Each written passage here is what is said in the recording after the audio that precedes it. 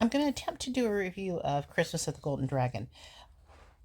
I watched this movie last night. I stayed up until after 10 o'clock, right? It was like after 10 o'clock when I went to bed. Not only that, but my kid and I watched the whole entire movie. Like, the whole movie. And first of all, I hardly ever watch Hallmark movies all in one gulp. And my kid never watches Hallmark movies. So, next to never. So the fact that we both sat here and we were like, we have to see what's going to happen and stuff, I guess should indicate that you should watch the movie. And but I also, after the movie was over, said that the movie was bonkers. And there were multiple times in the movie where I was like, what is happening right now? And I don't even know how to explain this movie to you except to say, here's what I like that they did. This is not like a simple like Hallmark movie where there's your two leads and then some supporting people around them. This is definitely an ensemble cast because you have multiple stories going on, but they're all connected basically by this Golden Dragon restaurant. So the main character is, do you remember her name? No. Is the lady whose name that I'll look up.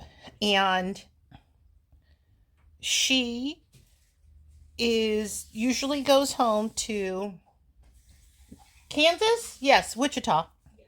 where her parents own the Golden Dragon restaurant because Christmas is always the busiest time because people like to go out to eat some Chinese food like on Christmas Romy. Eve or Christmas. Her name is Romy. Thank you, child. Romy.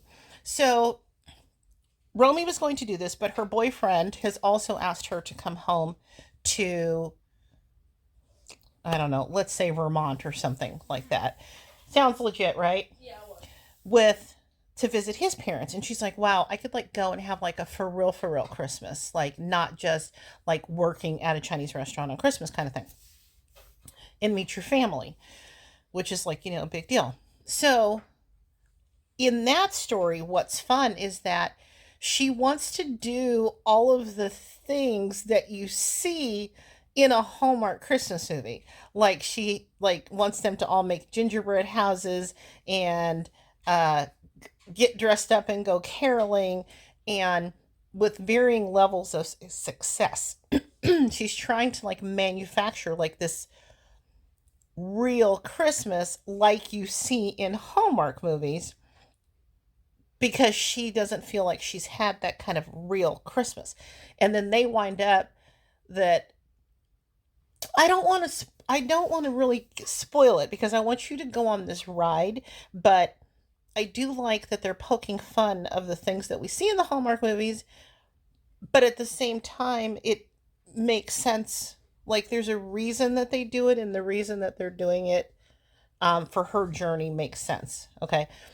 But on top of that, there's her brother named Rick, I believe, um, who is working at the restaurant. He wants to be a cook. Dad doesn't know he wants to be a cook. Dad thinks that he should go to school, but he went to school, college, and dropped out and stuff. So there's his little story, and his little story involves this girl he was supposed to go to prom with, but didn't, but like, or something. Anyway, but there's a girl. Bye. In the story. So he has his little story going on. That's cute. And then there is Barbara Niven's character, who she and her husband used to always come, but her husband has passed away. And then there's her daughter, who was a very interesting character because at times I was like, there were times where I was like, she's kind of terrible. Like I didn't think she was being like she was being I thought she was being kind of terrible as the daughter of someone who had lost a parent and it's the daughter to a parent who is grieving the loss of their husband. But in the end, I think that they wind up making some of that make sense. But she has a little romance kind of thing that will wind up brewing. And then there's somebody that she works with and his kids, and they go to the Golden Dragon.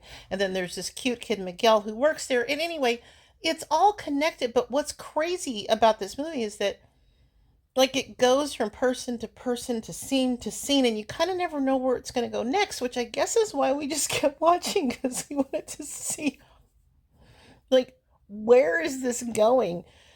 What's going to happen? And, like, you know, oftentimes you'll see somebody start out with a boyfriend. It's like, oh, maybe she's not going to wind up with this boyfriend. She's going to wind up. No, she, like, okay, I'm going to stop talking because I feel like I'm going to spoil it. I just think you should just sit back.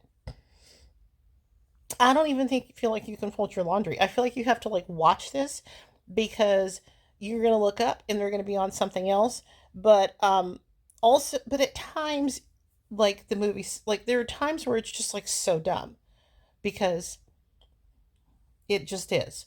And also, it's a big commercial for Chex Mix because the one guy who has the two daughters, and the one little daughter is so damn cute. Oh my god.